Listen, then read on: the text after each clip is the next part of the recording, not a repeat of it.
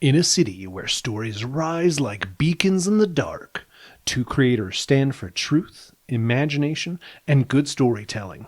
Welcome to Greenlight This, where we reimagine DC legends, resurrect lost heroes, and shine the bat signal on the movies that deserve to be made.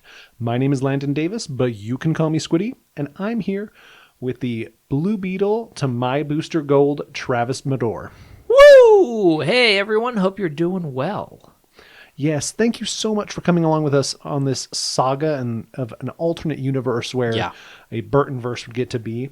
Thank you guys so much for listening. I think for the most part, we're going to have a lot of final thoughts at the end of this podcast. So we can go ahead and get started. Yeah, so Greenlighters, grab your big belly burger.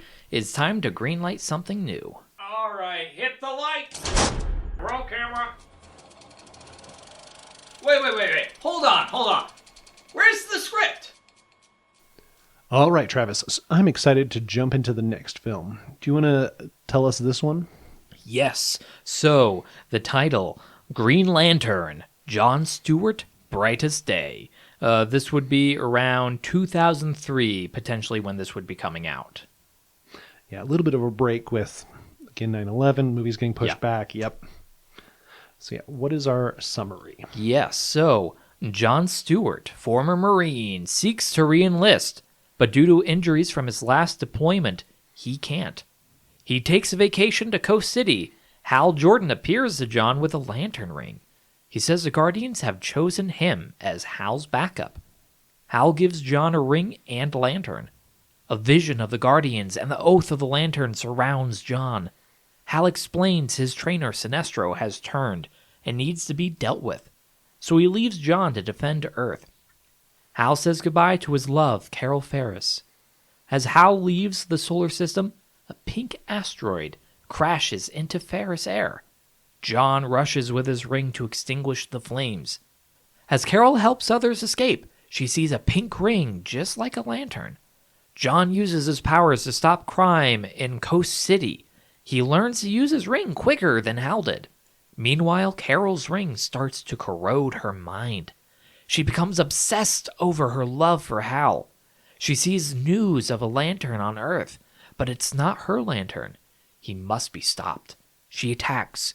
Her ring doesn't use willpower, but love. Obsessive love. Carol almost destroys her home city. She leaves Ferris Air in ruins as John stops her. Argus arrests Carol Ferris and her star Sapphire, alter ego. Amanda Waller asks John to join Argus and not the Justice League.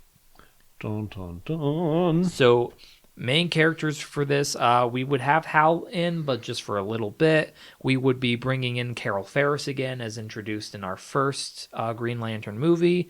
So our new character would be John Stewart, essentially. Yeah. Who we agreed was going to be Jamie Foxx. Yes. And then we talked about both of our castings for Carol Ferris, but we wanted to stick with yours for Marissa Tomei. Yeah. Yeah, I think that this is such a great story to revamp after the 9/11 era. John Stewart having been a soldier, we kind of get the honor of the soldiers. That was kind of trying to honor our military, our servicemen. That was a little bit of a pop culture moment at the time. Yeah. I think that would work really well. I love John Stewart. We've talked about how fantastic he is as a character. We chose Jamie Foxx, who I think is great, right? So I think that it's going to work well. He probably would have been serving in like the Afghan War. That's probably where his like PTSD and trauma would have come from. And then Star Sapphire's had so many alternate versions in the comics that kind of just letting her go deranged, I think was the simplest way to try and flesh out this character on screen. Like, I love the fact of like her lantern ring, like, because it's kind of found, not really given to her, like something with that kind of corrupts her a little or makes her go a little manic. Yeah. But leaving Coast City, I think that I'll jump into our next movie. Go for it. So our next movie is going to be the next big heroes. So this one would just be called Green Arrow and Black Canary. Ooh. Set and released for 2004. Oliver Queen, owner of Queen Industries, announces he will run for mayor of Star City to combat President Luthor's anti-metahuman legislation. Oliver Queen runs on pro-meta politics. The city's DA, Diana Laurel Lance, supports his candidacy. What most citizens don't know is by night these two fight crime as Green Arrow and Black Canary. While taking down a drug trade, the couple find out a bounty has been placed on Oliver Queen. Soon bounty hunters come to Star City to take down mayoral candidate. First, Lady Shiva takes her chance and poisons Black Canary, weakening her scream. But together, her and Arrow are able to stop her. Then Merlin, a deadly archer, takes a shot at Oliver, injuring the Emerald Archer. While Oliver has been injured, Black Canary goes to find her mother, who was the original Black Canary, her best friend Wildcat, and asks him for help. He comes to help and brings with him a young protege, Roy Harper, who has a knack for archery. Wildcat and Roy take down Merlin as Oliver heals, but a final assassin comes for Oliver, Deathstroke. Wildcat is too old for another fight, so Roy, as now Red Arrow, joins Black Canary and Green Arrow to fight the deadly assassin. In the heat of the final battle, Deathstroke just stops. The bounty has been canceled. As Deathstroke leaves Star City, he gets a call from President Luthor with a payment for his time. Oh. Anybody that watched the show will know Green Arrow is a fantastic character. Yeah. I love them so much. So our new characters are going to be pretty much everyone, but we have our Oliver Queen Green Lantern, who we talked about that Billy Crudup would be, I hope that's how you say his name, would make a fantastic Oliver Queen. Yeah. He can be funny, but he can also be serious. And then for Diana Lance, our Black Canary, we talked about Gillian Anderson. Yep. Huge off of X-Files at this time. I think she'd be great. I've loved her in a lot of her more recent things. Then Lady Shiva. We only had one name come to mind, but we really talked about Lucy Liu, that she would just be so fun to see. I think she'd be fantastic. So, seeing her in this role, getting to play Lady Shiva, who's this, deadly assassin, kind of an equal to Black Canary, would be great. Roy Harper, we brought in Josh Hartnett, who a lot of people won't know, but he did a lot of movies around that 2000 era. Yeah. He recently did a movie that we both really liked, was Trap. Yes. Great actor. And then for Wildcat, we've kind of been secretly setting up the Justice Society, but we needed somebody that could match original Flash in age. So James Brolin, Josh Brolin's father, I think would be the best casting that we came up with. And then finally, we need Deathstroke. We need the world's deadliest assassin. And you said the name. We both knew it was right. But Ron Perlman needed to be Deathstroke. Perlman. So there's only one casting left. Right. And we need to figure out who Merlin is. The purple archer, the real arch nemesis, quote unquote, to Green Arrow. Travis, who did you cast? Yeah, so my casting for Merlin was Thomas Jane. I know him primarily from the Punisher movie that would have been coming out just within like a year or two of like 2004 when this would have been set. Oh, okay. Yeah, I feel like he definitely would be able to match everyone else's energy, and then also just kind of bring the weight of like the villain role of Merlin. Yeah, didn't he do? I want to say he did one of the Walking Deads or something. I feel like there's something else that he's done recently that I'm aware of. Yeah, I like that. I went for, because there's also Count Vertigo that's like another big villain. So I kind of thought, okay, what if Merlin is at least whatever European? Oh, okay. My casting ended up being Ian Grufford, who was Mr. Fantastic in the 2005 movie. Oh, okay. I just think he's a fantastic actor, and I would love to see him get to be a villain. So that would be fun. Yeah. Yeah, that was my casting. No, that's a good choice. So Travis, we finally have gotten to the point where the studio would fix the movie. So can you give us what Superman would be? Yes. So we would now be returning to Superman. Superman, hero of Kandor. Woo! Clark and Lois celebrate their anniversary, and Clark proposes. That night, a spaceship crashes into Metropolis. It contains another Kryptonian, Kara Zor-El, Clark's cousin. As he helps her acclimate to Earth, The Fortress alerts Clark to an alien ship entering Earth's orbit. Kara and Clark rush to the ship, a massive ship designed like a skull. Inside they meet Brainiac, who shares he collected the Kryptonian city of Kandor and caused the final seismic damage causing Krypton's destruction. Brainiac fights Superman, immobilizing the hero and knocking Kara back to Earth. As Brainiac's ship hovers over Metropolis, Lois and Jimmy follow military movement. Why would the military be leaving the city while it's under invasion? Brainiac tells Clark he wishes to watch him as he collects his new home. Kara returns to the ship now dressed as Supergirl and frees her cousin. President Luthor now arrives at LexCorp facility. Jimmy and Lois hot on his tail as the president enters a green battlesuit. As the supers fight Brainiac, the ship sensors go off as Lex has come to fight. The four fight, but Lex's battlesuit can't compete.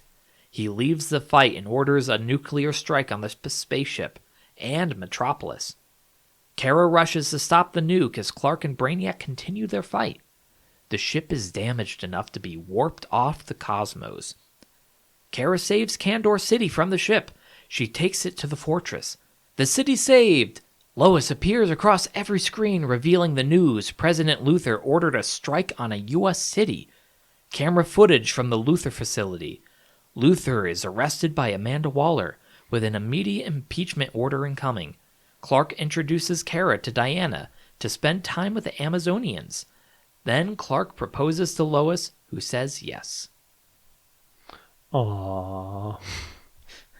This movie definitely had a lot to cover. Yeah, there was a lot going on there. Yeah, it couldn't be quite as simple. I really love the idea of Kandor for the second and Brainiac. I think when I was working on this script, I wrote it like 7 times. Yeah. Because really, once it came into like, how would we feel about Superman so close to 9/11? What does that look like? What is the actual challenge? It became harder and harder, but I knew we also had to address corruption in politics. Yes. I know some people are going to think that this is commenting on current politics. I'm basing this off of where were the weapons of mass destruction drama that would have been starting to hit the news around this time. Yeah. Which is such a different level of corruption. And so that's where I think the getting rid of Lex would have been. And realistically, Lex needed to be out of office for what is coming down the line. Yeah. So I just want to address that. But I've always loved the city of Kandor lore. It's doesn't so fun. know. Yeah, it's just the city that Brainiac collects, and it keeps in these It's like glass shrunk jars. and kept in like a tiny little jar. Yeah. I really wanted to work in crypto along with this, but there was no way to really work in crypto without it feeling like too much. Right. Yeah, I can see that. And as much as we love our this year 2025 Superman movie, I know that there was also a lot that happened, so I didn't want to risk doing that to a studio audience. So that being said, we only really have 2 new characters that we're bringing into this film. So we need our Kara, our Supergirl. Mm-hmm. We talked about like 3 or 4 names, but we landed on Drew Barrymore, who I do love. I think she's a fantastic actress. This would have been just after probably like the Charlie's Angels movies. Yep. And yeah, I think it would just be fun to see her taking on this role. But then we need our Brainiac. We need a computer android that can, conquer planets. So Travis, who did you cast? So I went with Richard E. Grant. Okay. Yes, fantastic actor, very serious, very intimidating. Yeah. He's done a lot more stuff recently, I feel like. Oh, yeah. More in the last, he's been doing 10 years. a lot more, like, recognizable now than then, but he was acting then. Yeah, fantastic actor. Okay. I like that. And yours? So I had one other casting that I'll bring up after, but my casting was Jason Isaacs. I do really like that. I love his voice. His range is so well done. He plays a great villain. Yes, he does. He can absorb all the camera space, even if he only takes up like an eighth of what is actually on screen. And I think that's what you need for Brainiac. That's why I really loved him. The other, my backup, if you will, was and now I'm going to space his name, but he's the Lord of Minas Tirith in Lord of the Rings. Oh, John Noble. John Noble, yeah. Yeah, John that Noble's, would be another good option. because he has actually voiced Brainiac in I'm one not of the animated surprised, movies. really. So fantastic voice, but I don't think his physicality would have been able to present as intimidating. That's the one thing where your casting of Richard Grant, he's quite tall. I believe he's over 6 foot. So He's a like that tall would be dude. intimidating. Jason Isaacs, I don't think is tall, but he can present himself as He intimidating. has that energy. Yeah. So fantastic. I love these movies. Our big one. Yes. So now we get to our second Justice League movie, Justice League, Legion of Doom. The Justice League welcomes Black Canary and Green Arrow as the newest members. Flash shares concerns on how quiet villains in Central City have been. Diana and Clark discuss how Bruce is no longer active. At Wayne Manor, Selina and Bruce are greeted by the Riddler and Scarecrow, who quickly gasses the couple with fear gas. The criminal duo enter the Batcave as Riddler prattles on about riddles of who Batman's true identity was. The Riddler then goes to the computer and attaches a LexCorp USB as Scarecrow searches the cave, finding a large yellow toxin container. The two leave the cave as the Batcomputer is hacked. Meanwhile, Aquaman boards a pirate vessel when Starfire attacks, wrapping him in a bubble and flying him away. Then we see Superman rushing into a fire in Metropolis. As he goes to save a citizen, it is revealed the citizen is Metallo, impelling him with kryptonite and leaving him surrounded by flames. Meanwhile, back at Wayne Manor, Bruce and Selina are in the Batcave. Bruce is searching his computers as they discuss the attack. Bruce realizes the yellow container is missing, and he calls the League. Selina leaves immediately in the Batwing. At the Hall of Justice, Canary, Arrow, and Diana tour the facility when Diana notices a package to her and she opens it. A cloud of smoke envelops her.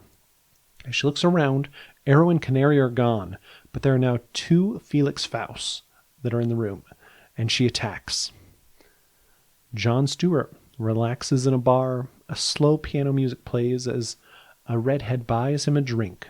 He starts flashing back to war as he's consumed with fear. Zatanna, we see performing her stage show as an arrow from Merlin slices her skin. Her throat is numbed and she loses the ability to speak and to perform magic. Bruce reaches Arrow and Canary and explains the League is in danger. They say Diana has lost it and is attacking them. And then finally in Central City, we see the Flash rushing to stop Trickster as he is frozen by Mr. Freeze. But Martian Manhunter follows a criminal chase across town, and Black Manta douses him in a chemical fire. Manhunter rushes for a way to be extinguished by a flame that is not able to be stopped. Bruce explains to Canary and Arrow how to stop the nanites inside Diana that have twisted her to see only Felix Faust. Selina arrives in the Batwing to Central City and unfreezes Flash. She gives him an injection and says he must rush to Manhunter now. Batman finds Superman inside the burning building and pulls the kryptonite from him and rushes him from the scene. Hal arrives to Earth, finding out about all the chaos, and finds John. He talks him through his trauma and through the fear toxin. The Lanterns get Zatanna back to the Hall of Justice to apply a solution to solve the numbing agent that has stopped her voice. The League is gathered. Aquaman, though, is still missing. Batman explains he will be held in a chamber with no moisture removing his powers. They track him to the Legion of Doom, but as they leave, an alarm alerts them to an issue in Coastal City. Batman contacts Oracle, asking her to handle that.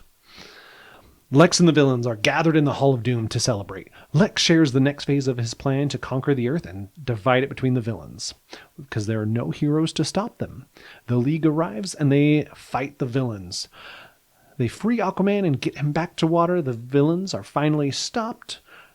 As the League gathers to discuss the attack at the end, Batman explains to the League he built contingency plans for each of them and shares he plans to remain retired for his daughter. The heroes forgive, for the most part, him. Some do not. And that is where our final movie ends. Yeah, and no special casting because all of these characters have already been cast previously. Yeah, we just be bringing back everyone, all the villains, which I like in the Legion of Doom. Is you need kind of the big face off. Okay, we are about to finally end phase 2. We will be wrapping up the Burton-Verse with this movie. So Travis, what is our last movie? Yes, our last movie, Titans. This would be coming out around 2005.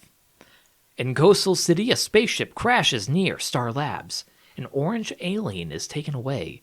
While the League falls apart, Barbara Gordon, now going by Oracle, contacts Nightwing, explaining there is a situation in Coastal City and they need a team.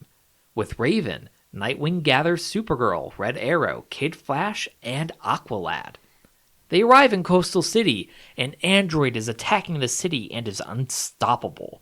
The android is called Amazo. As they fight it, Oracle realizes it's learning their fighting abilities. They go to Star Labs to speak with Tio Morrow, who is dead.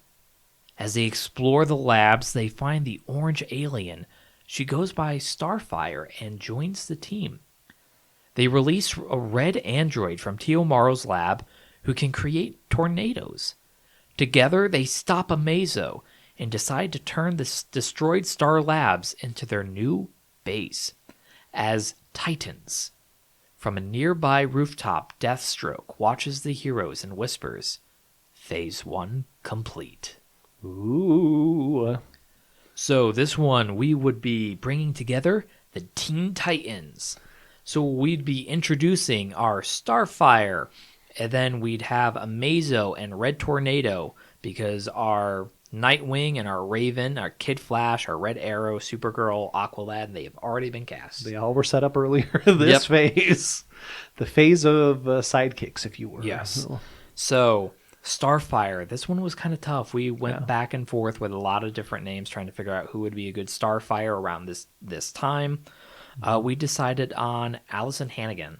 Yeah, who I love. She was in Buffy the Vampire Slayer. Yes, Buffy the Vampire Slayer. Which would have been her big role before this, but then she goes on to do How I Met Your Mother, which is where a lot of other people know her. I always think that she's fun. And Starfire kind of has to be giggly and poppy, and I think Allison can pull that off really well.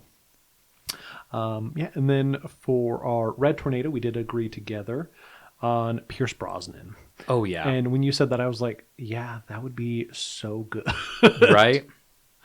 And then, our last casting is for Amazo. Travis, who did you cast as Amazo? So, for Amazo, we discussed this name previously, and I was like, oh, I already have them cast for someone.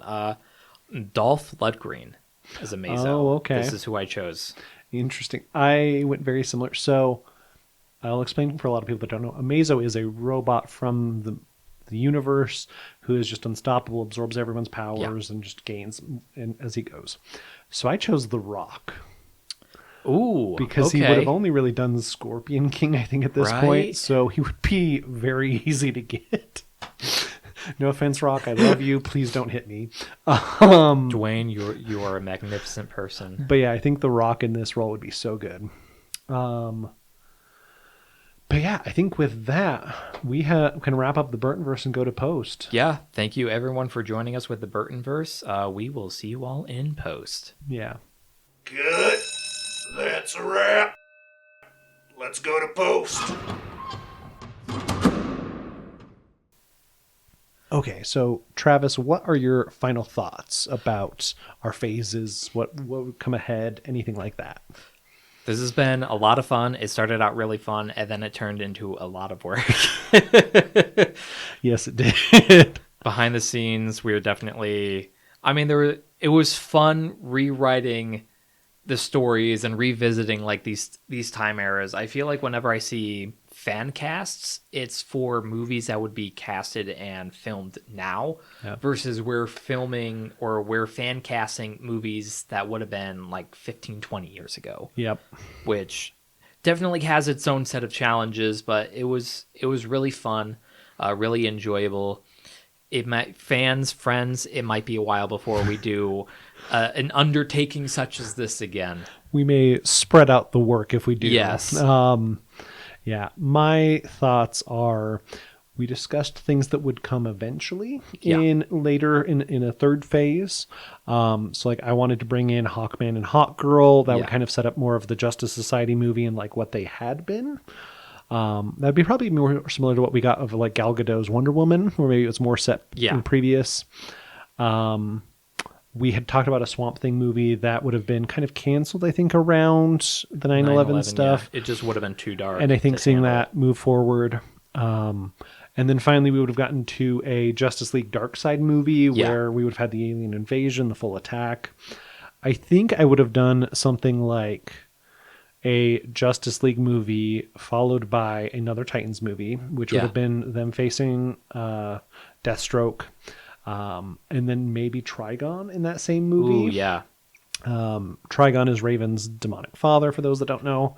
And then I think in the same year we would have done Justice League Dark, which would have been Constantine and Zatanna, and maybe even Raven would have come into that one. Hawkman and Hawkgirl, I would have liked to have set up Dr. Fate by then. Ooh, yeah. So phase 3 was definitely going to get more into the magic. Other than that, I mean, there's not, I think, a ton. It was really fun. Like in our little notes here, clearly we had ideas for what to go ahead with. But yeah, it was definitely a lot of work working on this for over a month. And you guys hearing it over a month. Of work. And for those of you who aren't aware, all of the characters that we have named throughout these past 4 episodes for this universe, they're all real characters. They all have comics and issues and cartoons surrounding them. So if any of these characters interested you, feel free to look into them. Yeah, absolutely. There's plenty of shows where they've popped up in this point. There's a lot of things that can go Or maybe on. there is a character that you want us to do maybe a more in-depth solo movie, maybe a modern take or a different kind of a take on one of these characters, by all means. Yeah. Comment, let us know, and we'll look into it. Travis, anything you want to greenlight this week? Yes. So for our listeners, for you guys, it's the end of November. We are filming this on Halloween, but I am thinking ahead. Happy Thanksgiving. Happy Thanksgiving. And yeah, with it being close to the holidays, what's still kind of Batman, maybe watch Batman Returns. It's a Christmas movie. Otherwise, my other option would be Charlie Brown's Thanksgiving. Nice. Just, it's one of those ones I always try to watch every Thanksgiving. So, yeah. Yeah. Well, I would suggest my movie is the Justice League Doom animated movie. That is a really good one. It's a great movie. It is very similar to the Justice League movie that I wrote down. For our Phase 1 Justice League movie, the one that we just had, the Phase 2. That's right. Yeah, because Doom is where it has similar Batman's contingencies. So it is canonically a thing. Right, okay. I was thinking of Justice League War for some reason. Yeah, so just a little bit similar. And then the other one I really love, I obviously am obsessed with Batman the Animated Series, but the movie Mask of Phantasm. Oh, so good. It's one of the legendary ones. I think it's, again, one that's won a couple of awards. Yeah. So Mask of Phantasm, if you haven't seen it, totally worth it. But yeah. Well, got a movie pitch of your own? Love these movies or think we could have cast better? Or have a question for us? Message or tag us on Blusky, Instagram, TikTok at Greenlight This Pod. We may feature it in a future episode. Go ahead and give us a follow on Letterbox, where we post movie reviews, and our watch list might hold hints for what's in production. And if you enjoyed this production, leave us a 5-star review and subscribe so you don't miss the next premiere. Let's drop next week's trailer and credits roll. Next week, listeners, we enter the season of Holly and Jolly. Follow us as Squiddy and I each pitch a movie sharing the reason for their Christmas season. What topics will we share? Who will we cast? Find out next Tuesday. Greenlight This is self-produced, written and directed by Landon Davis and Travis Medore. Sound department, Travis Medore. Casting? Us. And hopefully one day, Billy Crudup? Huh? Music? Buccaneer by Zenial from freemusicarchive.org. Special thanks, you, our listeners, the real studio heads who greenlight every episode just by pressing play. This has been Greenlight This. Until next time.